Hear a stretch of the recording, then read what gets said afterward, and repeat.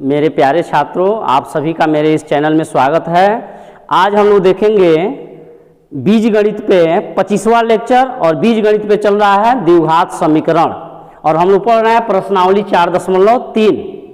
जो भी छात्र पिछला वीडियो यदि नहीं देखे हैं तो यहाँ एक त्रिभुजाकार संकेत है, वह आपका डिस्क्रिप्शन बॉक्स है, उसको टच कीजिएगा, डिस्क्रिप्शन बॉक्स खुल जाएगा और जो भी वीडियो देखना चाहते हैं पूरे वीडियो का लिंक मौजूद है, वहाँ जाके देख सकते हैं। और यदि वीडियो देखने में स्पष्ट नज़र नहीं आए तो यहाँ 3 डॉट्स है, यहाँ से आप वीडियो की क्वालिटी को बढ़ा सकते हैं। और जो भी स्टूडेंट्स हमारे इस चैनल का फॉलो कर रहे हैं उनके लिए ढेर सारी शुभकामनाएं। और एक चीज़ और, आप वीडियो को शेयर भी कीजिए ताकि दूसरे स्टूडेंट्स के पास भी पहुंचे, वे भी इसका अधिक से अधिक लाभ ले सकें। तो चलिए आज पुनः देखा जाए प्रश्नावली 4.3।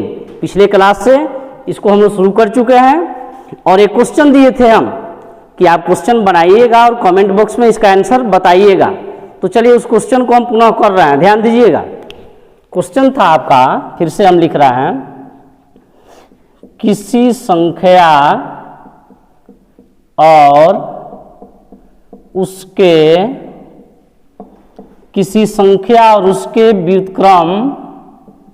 व्युत्क्रम का योग 10/3 है।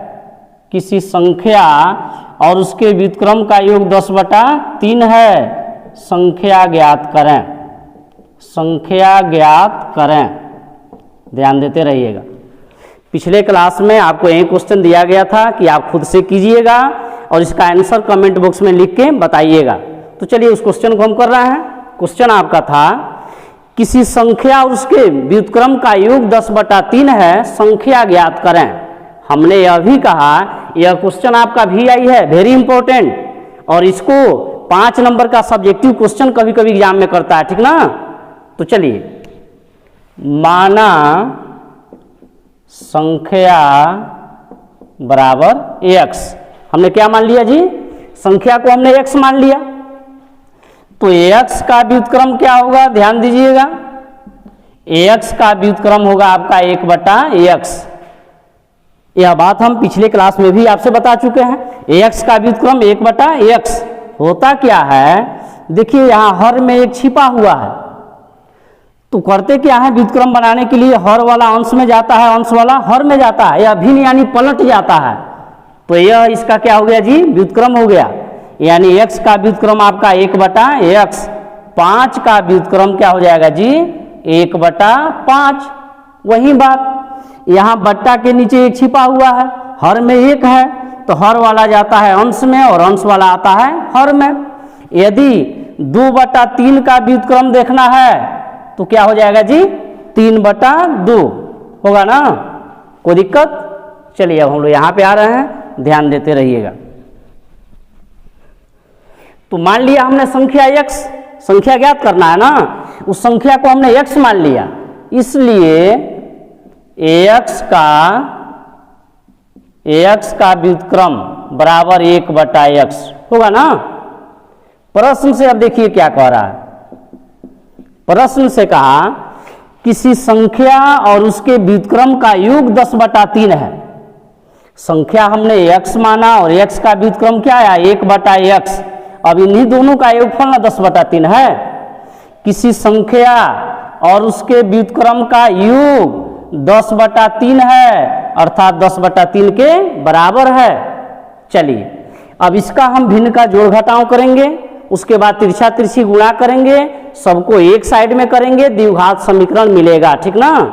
चलिए देखते रहिएगा। ax गुणे x, x² + 1/x, भिन्न का जोड़े कर रहा है, ठीक ना, ध्यान दीजिएगा। ax + 1/x है, बट्टा के नीचे तो एक आप लिखिए सकते हैं, ध्यान दीजिएगा। ax और 1 का लसा आपका x होगा, 1 से x में भाग दीजिएगा, x बार में कटेगा। 1 से जितना में भाग देते हैं उतना ही बार में कटता है, तो 1 से x में भाग देंगे, x बार में कटेगा। x का गुणा अंश के साथ है, तो x गुणे x आपका x² प्लस ax से x में भाग देंगे, हर से लसम में भाग देते हैं ना, तो x से x में भाग देंगे, एक बार में कटेगा।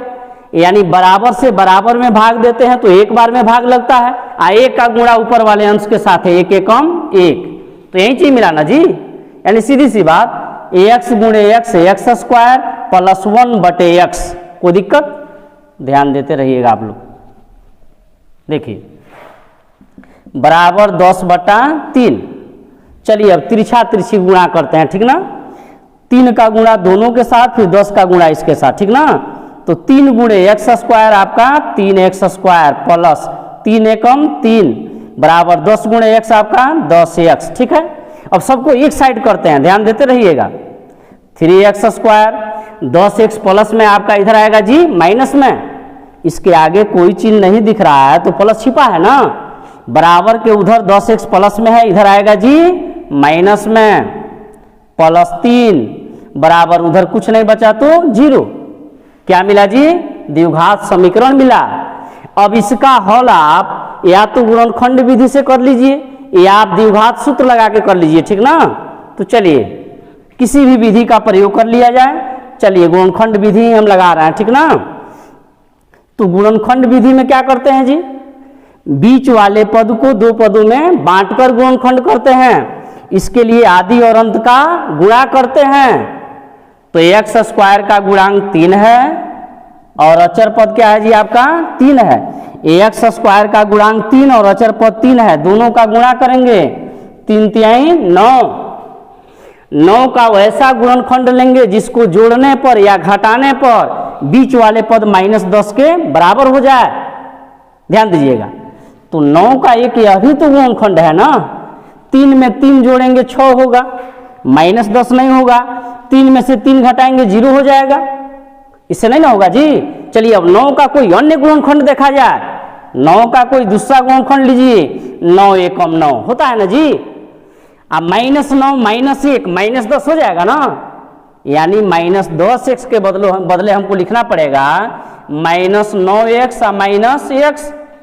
-x का अर्थ है -e(x), तो -9x -e(x) -10x आपका हो जाएगा नहीं। तो इस -10x के बदले हमको इतना लिखना होगा, कोई दिक्कत? चलिए आगे बढ़ रहे हैं, ध्यान देते रहिएगा। अब देखिए तो ये आपका फर्स्ट वाला ज्यों का त्यों जी, -10x के बदले क्या लिखना होगा -9x और ये आपका -ax, ठीक है। और लास्ट वाला भी ज्यों का त्यों बराबर 0। देखिए फर्स्ट वाला ज्यों का त्यों, लास्ट वाला ज्यों का त्यों, बीच वाले पद को हमने दो पदों में बांटा। अब देखिए, अब देखना है इन दोनों में क्या कॉमन है, कौन ऐसा अंक है या पद है जो दोनों में शामिल है। तो यहाँ भी x है, यहाँ भी x है, यानी x कॉमन है। ध्यान दीजिएगा, यहाँ 3 दिख रहा है और 9 का गुणनखंड कीजिएगा तो 3 गुणे 3 होगा ना जी। इसका मतलब इसमें भी तो 3 है ना जी। तो यहाँ भी 3 और यहाँ भी 3, 3 भी कॉमन है, यानी दोनों में आपका 3x कॉमन है। तो दोनों में से हमने 3x को कॉमन लिया। अब देखते हैं यहाँ क्या बच रहा है।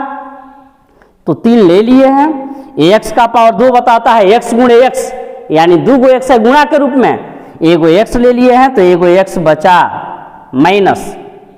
यहाँ से तो x ले लिए हैं जी, 9 है, 3 गुणे 3, 3 तिहाई 9 होता है ना।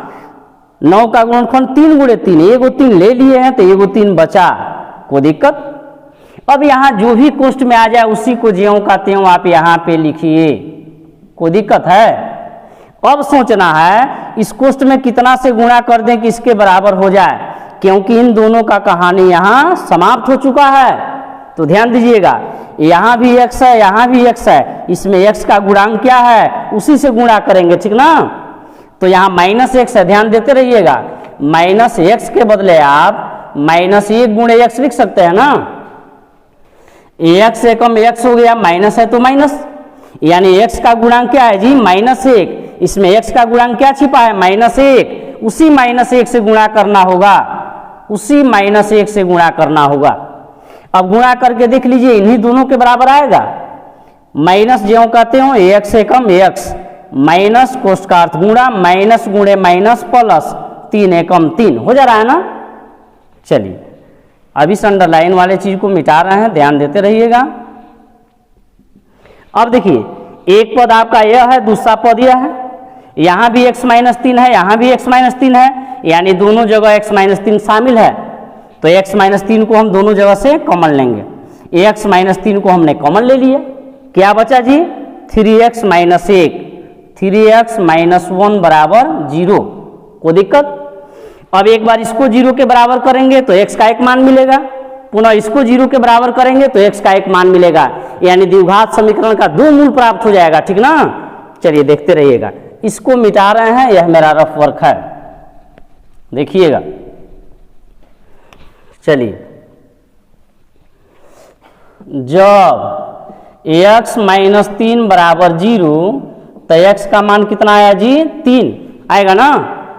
यहाँ पे 3 माइनस में उधर जाएगा जी प्लस में, तो x का मान 3 प्राप्त हो गया ना। चलिए अब इसको शून्य के बराबर कीजिए, पुनः 3x माइनस 1 बराबर 0। ध्यान दीजिएगा, x का मान निकालना है, x वाले को एक तरफ, बाकी सबको एक तरफ, यानी चर को एक तरफ, अचर को एक तरफ। ध्यान दीजिएगा, 3x, एक माइनस में उधर जाएगा जी प्लस में, x बराबर 1/3, 3 गुणा में है ना, 3 गुणे x तब ना आपका 3x हुआ है। ध्यान दीजिए, 3 गुणे x तब जाके हुआ है 3x, यानी x के साथ 3 गुणा के रूप में है, उधर जाएगा भाग में, यानी बट्टा में हो जाएगा ना, बट्टा माने भाग, तो x का मान आया 1/3। ध्यान दीजिएगा, x का एगो मान मिला 3 और एगो मिला 1/3, देखना है होगा कौन, ठीक ना। संख्या आपका एक ही है ना जी, संख्या ज्ञात करें, वो सिंगल संख्या है। चलिए ध्यान दीजिएगा, जब x का मान 3 लेंगे, देखते रहिएगा, जब x का मान 3 लेंगे जब x हम 3 लेंगे, ध्यान दीजिएगा, तो 3 का व्युत्क्रम क्या होगा जी 1/3 होगा ना। 3 का व्युत्क्रम 1/3, क्योंकि हर में एक छिपा है, तो हर वाला अंश में जाता है, अंश वाला हर में आता है। 3 का व्युत्क्रम माने भिन्न को पलट दीजिए। चलिए, तो जब x का मान 3 लेते हैं तो 3 का व्युत्क्रम क्या होगा, 3 का व्युत्क्रम होगा 1/3, और दोनों को जोड़िएगा। ध्यान दीजिएगा, जब x का मान हमने 3 ले लिया तो 3 और 3 का व्युत्क्रम 1/3, अब दोनों को जोड़िए, तो 3 तिहाई 9, 1 10/3, 10/3 हो जा रहा है। इसका मतलब x का मान 3 संभव है, ठीक ना। चलिए अब x का मान जो 1/3 आया है, इसको देखते हैं, ठीक ना। ध्यान दीजिएगा, जब x बराबर 1/3, तो ध्यान दीजिए, x का मान हमने ले लिया 1/3, 1/3 का व्युत्क्रम क्या होगा 3/1, यह भिन्न पलट जाएगा ना। 1/3 का व्युत्क्रम 3/1 यानी 3, और फिर दोनों को जोड़िएगा, 3 तिहाई 9, 1 10/3। कोई दिक्कत? इसका मतलब मेरा यह भी संभव है। क्वेश्चन में कहा ना, किसी संख्या और उसके व्युत्क्रम का योग 10/3 है, तो मेरा x का मान दोनों संभव हो रहा है ना। अब देखिए आंसर कैसे लिखेंगे, ध्यान देते रहिएगा। इसलिए संख्या 3 या 1/3 आंसर, माने संख्या आपका 3 भी संभव है, 1/3 भी संभव है, तो 3 या 1/3, ठीक ना, दोनों संभव है, तो आंसर आपका यह रहा। मुझे उम्मीद है आपको क्वेश्चन पूरा समझ में आया होगा, कहीं कॉन्सेप्ट में कोई कमी नहीं होगी। तो चलिए वीडियो को पॉज करके आप इसे उतार सकते हैं या इसका स्क्रीनशॉट भी ले सकते हैं। चलिए अब इसको मिटा रहे हैं, और इस प्रश्नावली में अब 2 क्वेश्चन है उसको हम बना रहे हैं, ठीक ना। तो ध्यान देते रहिएगा, ध्यान दीजिएगा आप लोग। अब देखा जाएगा क्वेश्चन नंबर आपका 8। अब हम लोग देखेंगे क्वेश्चन नंबर 8, आप ध्यान देते रहेंगे।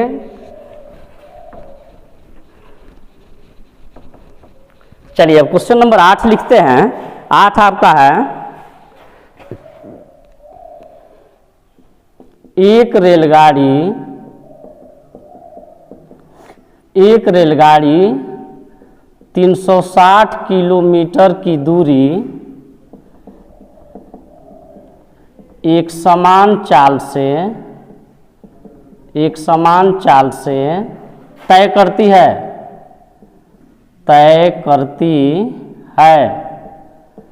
यदि रेलगाड़ी की चाल 5 किलोमीटर प्रति घंटा अधिक होती तो वह उस दूरी को तय करने में 1 घंटे कम समय लेती। 1 घंटे कम समय लेती। रेलगाड़ी की चाल ज्ञात करें। यही आपका क्वेश्चन है। देखिए क्वेश्चन कहा, एक रेलगाड़ी 360 किलोमीटर की दूरी एक समान चाल से तय करती है। यदि रेलगाड़ी की चाल 5 किलोमीटर प्रति घंटा अधिक हो जाए तो वह उस दूरी को तय करने में 1 घंटे समय कम लेती है। रेलगाड़ी की चाल ज्ञात करें, ठीक ना। तो चलिए सॉल्यूशन आप देखिए, ध्यान देते रहिएगा। माना रेलगाड़ी की चाल बराबर x किलोमीटर प्रति घंटा। पहली बात तो यह है, यह भी क्वेश्चन कभी कभार एग्जाम में पूछते ही रहता है, 5 नंबर का सब्जेक्टिव क्वेश्चन, ठीक ना। ध्यान दीजिएगा। मान लिया हमने रेलगाड़ी की चाल कितना जी, x किलोमीटर प्रति घंटा। ध्यान दीजिएगा, चूंकि दूरी कितना है हो, दूरी आपका है 360 किलोमीटर, है ना। मान लिया हमने रेलगाड़ी की चाल x किलोमीटर प्रति घंटा और दूरी कितना है जी, 360 किलोमीटर। तो अब समय निकालने कितना समय लगेगा, ठीक ना। चूंकि समय बराबर क्या होता है जी, दूरी बटा चाल। समय कितना है जी, सॉरी दूरी कितना है 360 और चाल क्या है जी x, इतना घंटा। यानी माना रेलगाड़ी की चाल बराबर x किलोमीटर प्रति घंटा। मान लिया हमने चाल इतना है, दूरी तो 360 किलोमीटर है ना जी, तो समय कितना लगा, समय बराबर दूरी बटे चाल, यानी 360 बटे x घंटा। यानी यदि चाल इतना होगी तो समय उसको इतना लगेगा ना जी। कितना दूरी तय करने में, 360 किलोमीटर की दूरी तय करने में समय इतना लगा। ध्यान दीजिएगा, जब रेलगाड़ी की चाल, देखिए क्वेश्चन क्या कह रहा है, यदि रेलगाड़ी की चाल 5 किलोमीटर प्रति घंटा अधिक होती, यानी पहले चाल से तुलना कर रहा है। पहले का चाल इतना है ना जी, अब उस चाल से तुलना कर रहा है। पहले जितना भी चाल से चलता था उससे अब रेलगाड़ी की चाल 5 किलोमीटर प्रति घंटा अधिक होती, तो पहले चाल क्या था जी, x किलोमीटर प्रति घंटा, और 5 किलोमीटर प्रति घंटा अधिक कीजिएगा तो इसमें 5 जोड़िएगा ना, तो हो जाएगा x प्लस 5 किलोमीटर प्रति घंटा, होगा ना जी। चलिए अब समय कितना लगेगा निकालते हैं। अब समय, तो समय बराबर वही बात, समय बराबर दूरी बट्टा चाल। दूरी कितना है जी 360, अब चाल कितना हो गया है x प्लस 5, इतना घंटा। कोई दिक्कत? पहले देखिए रेलगाड़ी द्वारा लगा समय इतना है, और जब चाल बढ़ गया तो अब रेलगाड़ी द्वारा लगा समय इतना है। पुनः क्वेश्चन पे आइए, क्या कह रहा है क्वेश्चन, कहा यदि रेलगाड़ी की चाल 5 किलोमीटर प्रति घंटा अधिक होती तो वह उस दूरी को तय करने में 1 घंटे का कम समय लेती। स्वाभाविक है, चाल बढ़ जाएगा तो समय कम लगेगा ना। मान लीजिए आप हरनाटांड से बगहा जाते हैं 40 किलोमीटर प्रति घंटा की स्पीड से, तो मान लीजिए 1 घंटा समय लगा। और जब चाल आपका बढ़ जाएगा, मान लीजिए अगली बार आप हरनाटांड से बगहा 50 किलोमीटर प्रति घंटा का स्पीड से जा रहे हैं, तो चाल बढ़ गया तब समय कम लगेगा ना जी। वही बात है, यदि रेलगाड़ी की चाल 5 किलोमीटर प्रति घंटा अधिक होती तो उस दूरी को तय करने में 1 घंटे कम समय लेती। यानी बाद वाला जो समय है पहले वाले समय से 1 घंटा कम है। मान लीजिए 2 घंटा लगा, समय हम नहीं जान रहे हैं। मान लीजिए 2 घंटा लगा, इसका मतलब ये 1 घंटा लगा होगा, उससे 1 घंटा कम ना जी। ये हम मान लीजिए आपका 4 घंटा लगा होगा, तो यह आपका कितना लगा जी? 3 घंटा। नहीं, स्वाभाविक है, चाल बढ़ गया है तो समय कम लगेगा। नहीं, इसका मतलब बाद वाला जो समय है पहले वाले समय से 1 घंटा कम है ना जी। तो पहले वाले समय में से बाद वाले समय को घटाएंगे तो 1 घंटा बचेगा। देख लीजिए, 4 में से 3 घटाइएगा, 1 बचेगा ना जी। ये तो हमने मान लिया समझने के लिए। चलिए अब इसको मिटा रहे हैं। प्रश्न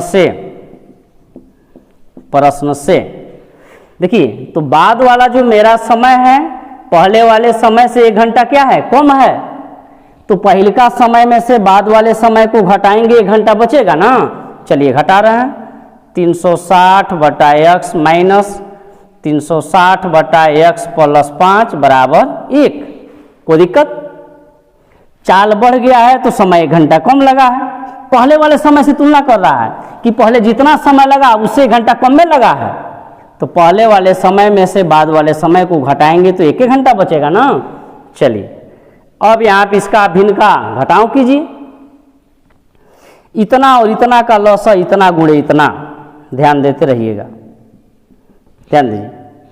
इतना गुणे इतना हो जाएगा 360 इंटू एक्स प्लस 5, कोई दिक्कत? माइनस इतना गुणे इतना हो जाएगा 360 एक्स बराबर 1, कोई दिक्कत? ऐसे समझ लीजिए, जब हर से लॉसम में भाग दीजिएगा तो बराबर से बराबर वाला वैल्यू कट जाएगा, x प्लस 5 बचेगा। x प्लस 5 का गुणा अंश के साथ है तो 360 इंटू एक्स प्लस 5 होगा ना, माइनस जब x प्लस 5 से इसमें भाग दीजिएगा तो बराबर वाले से बराबर वाला वैल्यू कट जाएगा, केवल x बचेगा। x का गुणा अंश के साथ है तो x गुणे 360 x होगा। बात तो वही है ना, ध्यान देते रहिए।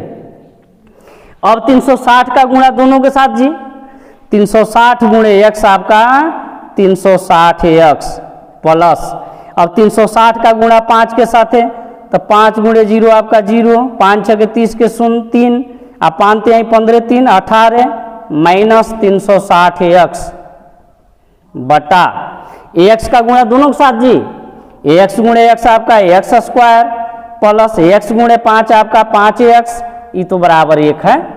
अब 360x माइनस में 360x प्लस में कट जाएगा ना। चलिए अब यहाँ आइए, ध्यान देते रहिएगा। क्या बचा जी ऊपर? 1800 बट्टा x square plus 5x, x square plus 5x बराबर 1, यही बचा है ना। 1800 बट्टा एक्स स्क्वायर प्लस 5x बराबर 1। अब यहाँ सुविधा के लिए बट्टा के नीचे 1 लिख सकते हैं, लिखना जरूरी बिल्कुल नहीं है। चलिए तिरछा तिरछी गुणा, इतना एकम इतना ही होगा बराबर 1800 एकम 1800 होगा। अब सबको एक तरफ लाइए आप, तो एक्स स्क्वायर प्लस 5x, ये प्लस में है, इधर आएगा वो माइनस में, उधर कुछ नहीं बचा तो 0। द्विघात समीकरण हम पा गए, ठीक ना। अब इसका हल आप या तो द्विघात सूत्र से कर लीजिए या आप गुणनखंड विधि से कर लीजिए, आप स्वतंत्र हैं, ठीक ना। तो ध्यान दीजिएगा। चलिए एक चीज और आप जान लीजिए, जब भी यह वैल्यू यहाँ का डिजिट, यह डिजिट बड़ा आ जाए, ठीक ना, या यहाँ पे कोई बड़ा अंक हो जाए, एक्स स्क्वायर का गुणांक कोई बड़ा अंक हो जाए, या यहाँ पे कोई बड़ा अंक आ जाए, तो गुणनखंड करने में थोड़ा सा सेटिंग करना पड़ता है। तो उसके लिए ज़्यादा आसान है कि आप द्विघाती सूत्र लगा लीजिए, ठीक ना। ऐसे बनाने के लिए तो आप बना ही सकते हैं, कहीं कोई दिक्कत नहीं है। चलिए गुणनखंड हम कर रहे हैं, ध्यान दीजिएगा, ध्यान दीजिएगा। तो कैसे गुणनखंड करेंगे जी? इसका गुणनखंड करेंगे हम बीच वाले पद को 2 पदों में बांटकर, मध्य पद को 2 पदों में बांटते हुए गुणनखंड करेंगे। और बांटने का काम कैसे करते हैं? तो आदि और अंत का गुणा करते हैं। यहाँ पे एक्स स्क्वायर का गुणांक क्या छिपा है जी? 1। चलिए तो एक्स स्क्वायर का गुणांक 1 और अचर पद 1800, दोनों का गुणा करेंगे, क्या मिलेगा? 1800। अब 1800 का वैसा गुणनखंड लेंगे जिसको जोड़ने पर या घटाने पर बीच वाले पद 5 के बराबर हो जाए। तो ध्यान दीजिएगा, उसका गुणनखंड किया जाएगा। चलिए ध्यान देते रहिएगा। अब इसे को मिटाते हैं, इसकी आवश्यकता नहीं है। चलिए ध्यान दीजिए, 1800 का गुणनखंड किया जाए, चलिए 2 से काटिए तो 900 दूना जी 1800 होगा ना, फिर 2 से काटिए 450 दूना 900, फिर 2 से काटिए तो 225 दूना 450, 225 दूना 450 होगा ना। चलिए अभी 2 से नहीं कटेगा जी, 5 से काटिए तो देखिए 5 चौका 20, 22 में से 20 निकल गया, 2 बचा ना, 22 में से 20 निकल गया, 2 बचा, 2 5 25 हो गया, 50 25, फिर 5 से काटिए, 5 9 45, चलिए अब 3 से कटेगा, 3 3 9, गुणनखंड हो गया है। अब इसी में सेटिंग करना है, ठीक ना, ध्यान दीजिएगा। इन तीनों को एक साथ ही लीजिए, 2 दूना 4 दूना 8 पचे 40 गुणे, इन तीनों को एक साथ ले लीजिए आप, 3 3 9 पचे 45, ठीक ना। 1800 का गुणनखंड क्या लिए जी हम, 40 गुणे 45। अब देख लीजिए 45 में से 40 घटाइएगा तो 5 मिल जाएगा ना जी, यानी 5x के बदले हम क्या लिखेंगे, 45x घटाओ 40x, ठीक ना। इसमें सेट करना पड़ता है, इसमें सेटिंग करना पड़ता है, ठीक ना। हमने बता दिया कि जब यह डिजिट बड़ा हो जाए तो गुणनखंड में थोड़ी सेटिंग करनी पड़ती है, तो उससे ज़्यादा आसान है कि आप द्विघात सूत्र लगा लीजिए, ठीक ना। विधि तो दोनों बताया जा चुका है, गुणनखंड विधि भी बताया जा चुका है, द्विघात सूत्र के प्रयोग से भी मूल निकालना सिखाया जा चुका है और रोज यही काम हो रहा है। चलिए तो इसका गुणनखंड हमने यह पाया, अब इसको मिटा रहे हैं, ध्यान देते रहिएगा। चलिए तो एक्स स्क्वायर ज्यों का त्यों, अब 5x के बदले क्या लेंगे जी, 45x माइनस 40x, ध्यान दीजिएगा 45x माइनस 40x और माइनस 1800 ज्यों का त्यों बराबर 0, कोई दिक्कत। अब देखिए इन दोनों में क्या कॉमन है, सभी क्वेश्चनों में तो ऐसे ही किया जा रहा है, यहाँ भी x यहाँ भी x, दोनों में x कॉमन है तो हमने दोनों में से x कॉमन लिया। अब यहाँ देखिए क्या बचता है, तो x का पावर 2 बताता है, ax गुणे x माने x का 2 बार गुणा, यानी 2 गो x था, एगो x ले लिए तो एगो x बचा प्लस, ध्यान दीजिएगा x तो ले चुके हैं, 45 बचा है, कोई दिक्कत। अब जो भी यहाँ कोष्ठ में आ जाए उसी को ज्यों का त्यों आप यहाँ पे लिखिए। अब सोचिए इस कोष्ठ में कितना से गुणा कर दें कि इसके बराबर हो जाए, ये ना काम कर रहे हैं हम लोग। तो यहाँ भी x है, यहाँ भी x है, x का गुणांक इसमें कितना है हो, -40 है ना, उसी -40 से गुणा करना होगा, ध्यान देते रहिएगा, कोई दिक्कत। अब गुणा कीजिएगा तो इतना ही के बराबर मिल जाएगा, ठीक ना, ध्यान दीजिए। अब इसको मिटा रहे हैं, चलिए अब एक पद यह हुआ, दूसरा पद यह हुआ जी, दोनों में x प्लस 45 शामिल है ना, तो दोनों में से x प्लस 45 को कॉमन ले रहे हैं। चलिए इस अंडरलाइन को मिटाते हैं, अब दोनों में से x प्लस 45 को कॉमन ले रहे हैं, x प्लस 45 हमने कॉमन ले लिया, क्या बचा जी, यहाँ x बचा, यहाँ -40 बचा, तो x माइनस 40 बराबर 0, कोई दिक्कत। अब एक बार इसको 0 के बराबर करेंगे तो x का एक मान मिल जाएगा, पुनः इसको 0 के बराबर करेंगे तो x का एक मान मिलेगा, लेकिन दोनों में से x का कोई एक ही मान होगा, ठीक ना। चलिए देखते हैं, जब x प्लस 45 बराबर 0 तो x का मान जी -45, कोई दिक्कत। 45 प्लस में उधर गया जी माइनस में, और x मेरा क्या है जी, रेलगाड़ी की चाल है। आप ही बताइए चाल कभी ऋणात्मक होता है, वो रेलगाड़ी का चाल हो या बस का चाल हो या मोटरसाइकिल का चाल हो, चाल कभी भी ऋणात्मक नहीं होता है। इसका मतलब x का मान जो -45 आया है संभव नहीं है, तो यहाँ पे कॉमा दे के लिखिए जो कि संभव नहीं है या असंभव है, जो कि असंभव है। पुनः ध्यान दीजिएगा, चलिए अब इसको मिटा रहे हैं, यह मेरा रफ वर्क था, ध्यान देते रहिएगा। पुनः अब इसको 0 के बराबर कीजिए, पुनः x माइनस 40 बराबर 0, तो x का मान क्या मिला जी, 40 मिला ना, यानी वही रेलगाड़ी की चाल कितना होगी, 40 किलोमीटर प्रति घंटा, ठीक ना, ध्यान दीजिएगा। इसलिए रेलगाड़ी की चाल बराबर 40 किलोमीटर प्रति घंटा। यही आपका आंसर हुआ। कोई दिक्कत? क्या दिक्कत है? तो आप वीडियो को पॉज करके इसे उतार सकते हैं या इसका स्क्रीनशॉट ले सकते हैं। चलिए क्वेश्चन हम लिख रहे हैं, ठीक ना, उसको आप खुद से कीजिएगा।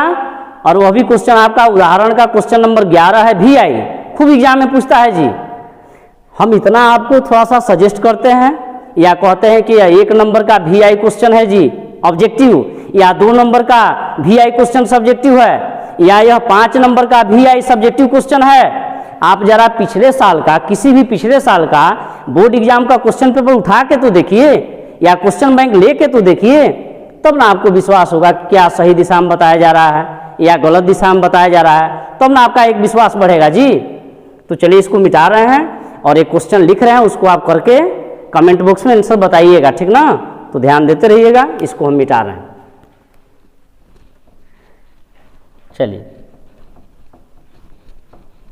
अब क्वेश्चन आपका है, उदाहरण का एक क्वेश्चन है, उसको लिख रहे हैं,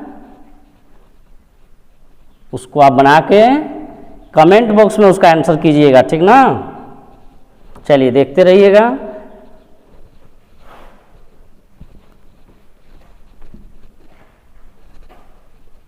चलिए अब क्वेश्चन लिखेंगे, ध्यान दीजिएगा। चलिए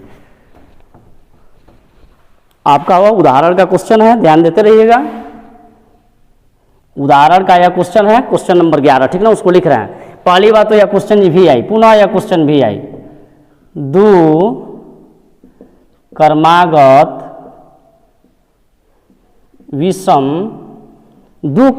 विषम धन पूर्णांक, 2 क्रमागत विषम धन पूर्णांक ज्ञात करें जिनके वर्गों का योग 290 है। 2 क्रमागत विषम धन पूर्णांक ज्ञात करें जिनके वर्गों का योग 290 है। तो इस क्वेश्चन को आप बनाइएगा, कमेंट बॉक्स में आंसर कीजिएगा। पुनः नेक्स्ट क्लास में इस क्वेश्चन को हम करेंगे। चलिए धन्यवाद।